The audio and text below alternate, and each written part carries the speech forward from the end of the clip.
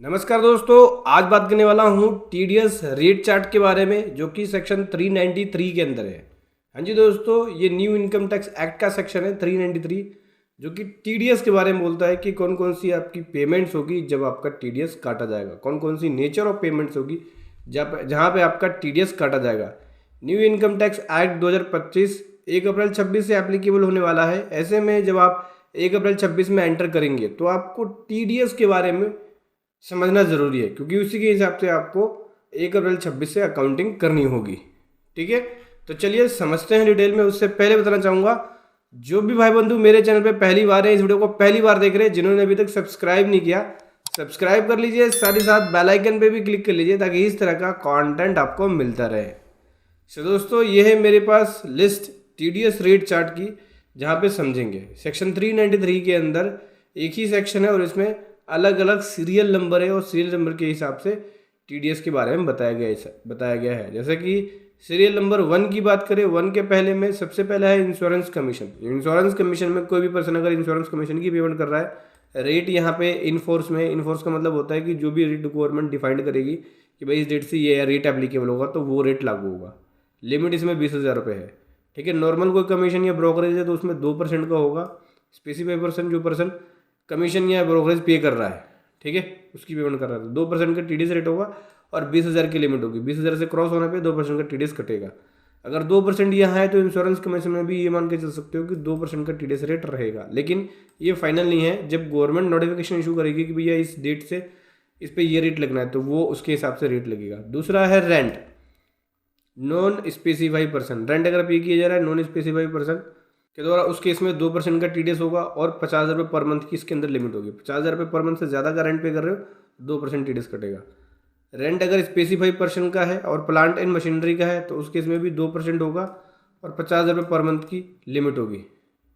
Rent अगर land and building and furniture का है, स्पेसिफाई पर्सन का है, तो उस केस में 10% टीडीएस काटा जाएगा। स्पेसिफाई पर्सन के द्वारा अगर पे किया जा रहा है तो स्पेसिफाई पर्सन के द्वारा पे किया जा रहा है रेंट तो 10% का टीडीएस कटेगा। लिमिट इसमें 50,000 रुपये पर मंथ होगी। ठीक है, तो 50,000 रुपये पर मंथ की रेंट के ऊपर लिमिट कर दी है तीनों ही कंडीशन के अंदर। उससे ज़्यादा क्रॉस होगी तो टीडीएस काटना ही होगा। इसके बाद ट्रांसफर ऑफ इमूवेबल प्रॉपर्टी, अगर अदर देन एग्रीकल्चर लैंड, यहाँ पे इमूवेबल प्रॉपर्टी की ट्रांसफर हो रही है एग्रीकल्चर लैंड के अलावा कोई भी पर्सन, तो उस केस में 1% का टीडीएस होगा और 50 लाख की लिमिट होगी। जैसे पुराने एक्ट में था कि भाई 50 लाख से ऊपर की अगर कोई प्रॉपर्टी परचेज कर रहे हो या बाई कर रहे हो तो उस केस में 1% का टीडीएस एप्लीकेबल हो जाता है। उसी प्रकार से इसमें भी है कि कोई प्रॉपर्टी 50 लाख से ऊपर की परचेज कर रहे हैं या बाई कर रहे हैं तो 1% का टीडीएस एप्लीकेबल हो जाएगा। उसके बाद है अगला compulsory acquisition and compensation. Compulsory acquisition and compensation, अगर कोई लैंड की, एग्रीकल्चर लैंड की या अदर देन एग्रीकल्चर लैंड की एक्विजिशन की जा रही है यहाँ पे पर्सन के द्वारा, तो उस केस में यहाँ पे 10% का टीडीएस एप्लीकेबल होगा। लिमिट यहाँ पे 5 लाख की होगी। 5 लाख से ऊपर होगा तो 10% टीडीएस कटेगा। म्यूचुअल फंड या स्पेसिफाई यूनिट इनकम हो रही है कोई भी पर्सन की, उस केस में 10% का टीडीएस काटा जाएगा। 10,000 रुपये की लिमिट है। ठीक है, तो म्यूचुअल फंड या स्पेसिफाई यूनिट की पेमेंट हो रही है तो 10% का टीडीएस है। 10,000 से ऊपर अगर जाएगा तो 10% का टीडीएस कटेगा। बिजनेस ट्रस्ट इनकम है तो बिजनेस ट्रस्ट यहाँ पे काटेगा 10% का टीडीएस। लिमिट यहाँ पे कुछ भी नहीं है। 1 रुपये की भी इनकम हो गई तो भी 10% का टीडीएस कट जाएगा। इंटरेस्ट ऑन सिक्योरिटीज़ की बात करें तो कोई भी पर्सन अगर इंटरेस्ट ऑन सिक्योरिटीज़ की पेमेंट कर रहा है, रेट जो है आगे डिफाइंड करेगी गवर्नमेंट, जो भी रेट डिफाइंड करेगी उसके हिसाब से टीडीएस लगेगा। लिमिट लेकिन 10,000 की है। इसी प्रकार से पोस्ट ऑफिस या बैंक की इंटरेस्ट है तो पोस्ट ऑफिस का है तो रेट यहाँ पे भी डिफाइंड करेगी वो भी गवर्नमेंट की क्या रेट रखना है। 1 लाख तक की सीनियर सिटीजन की लिमिट है और 50,000 रुपये तक की अदर की लिमिट है। इससे ऊपर होगा तो टीडीएस काटा जाएगा। अदर कोई इंटरेस्ट होता है स्पेसिफाई पर्सन का तो उस केस में भी 10,000 की लिमिट है। रेट यहाँ भी इन फोर्स है, जो रेट बताएगी गवर्नमेंट वो एप्लीकेबल होगा।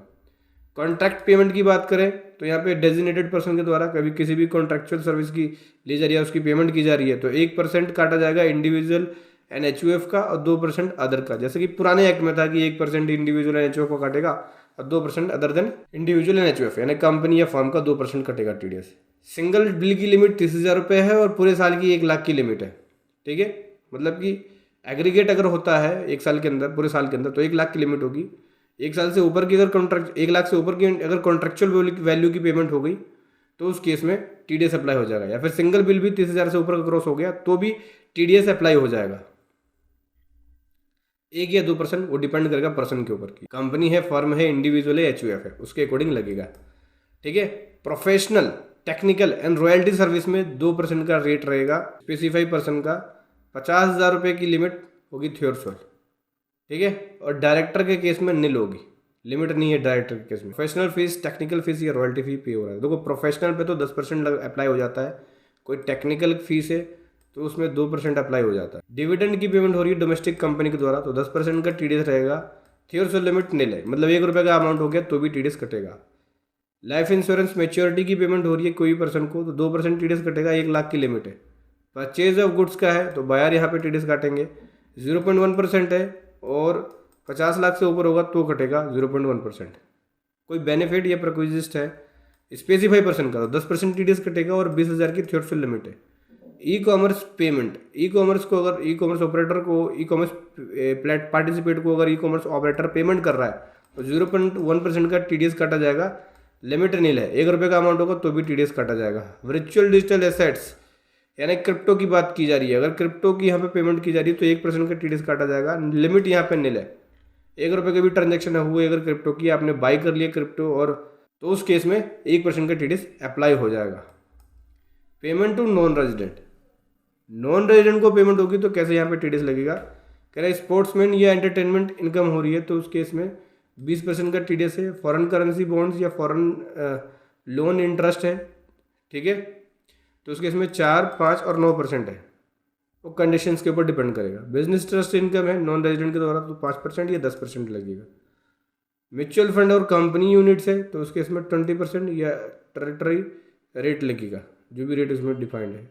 बॉन्ड इंटरेस्ट डिविडेंड है 10% का TDS. Long term capital gain है 12.5% का। अदर कोई इनकम है तो रेट इन फोर्स जो भी डिफाइंड करेगी गवर्नमेंट रेट, उसके हिसाब से चलना होगा। पेमेंट की बात करें, अगर किसी और पर्सन को पेमेंट की जा रही है, जैसे लॉटरी एंड गैम्बलिंग की पेमेंट है किसी भी पर्सन के द्वारा, तो रेट जो गवर्नमेंट बताएगी उसके हिसाब से लगेगा। वैसे 10,000 रुपये पर ट्रांजेक्शन की लिमिट है इसमें। ऑनलाइन गेमिंग है कोई भी पर्सन के द्वारा, यहाँ भी रेट गवर्नमेंट डिफाइंड करेगी क्या रेट लगना है, और लिमिट की बात करें तो वो प्रेस्क्राइब्ड होगा। हॉर्स रेस की बात करें तो रेट इन फोर्स होगा यहाँ भी, और 10,000 रुपये की लिमिट है यहाँ पे। वैसे कि हालांकि ये तरह जितने भी ऑनलाइन गेमिंग है ना और गेमिंग इनकम है, ज़्यादातर इस पर 30% का टैक्स अप्लाई होता है। अभी देखते हैं गवर्नमेंट क्या रेट लेके आती है। लॉटरी एंड टिकट कमीशन की बात करें तो 2% का टीडीएस होगा, 20,000 की लिमिट होगी। कैश विड्रॉल पे 2% का टीडीएस 1 करोड़ तक, और पोस्ट ऑफिस में 3 करोड़ तक की लिमिट है। एनएसएस डिपॉजिट है कोई पर्सन के द्वारा तो 10% का टीडीएस लगेगा, 2,500 रुपये की लिमिट है। पार्टनर को पेमेंट की जा रही है फर्म के द्वारा, उस केस में 10% का टीडीएस लगेगा, 20,000 रुपये की लिमिट है। टीडीएस नहीं लगेगा कुछ केसेस में, जैसे आरबीआई या गवर्नमेंट द्वारा एग्जाम्प्ट कॉर्पोरेशन है उस केस में। सर्टेन इंटरेस्ट बैंक या एलआईसी इंश्योरेंस की पेमेंट रिसीव हो रही है तो नहीं लगेगा। डिविडेंड टू एलआईसी या जीआईसी है तो नहीं लगेगा। ई कॉमर्स सेलर 5 लाख से कम है तो नहीं लगेगा। वीडीए 50,000 से विड्रॉल है इंडिविजुअल का वीडीए इनकम, तो उस केस में भी टीडीएस नहीं लगेगा। प्रपोजल पेमेंट है इंडिविजुअल के द्वारा कॉन्ट्रैक्ट या प्रोफेशनल का, तो उस केस में भी नहीं लगेगा। इसके लिए क्या देना होगा, एक डिक्लेरेशन, जो कि पुराने फॉर्म में फॉर्म 15G और 15H होता था, उसको रिप्लेस करके नया फॉर्म लाया गया है, तो नए फॉर्म आपको देने होंगे। अभी समझ में आया, डिक्लेरेशन देके आपका नील टीडीएस करा सकते हैं, टीडीएस कटवाने की ज़रूरत नहीं है। तो समझ में आया दोस्तों ये रेट चार्ट। वीडियो कैसे लगी ज़रूर बताएं। Thank you so much. जय हिंद, वंदे मातरम।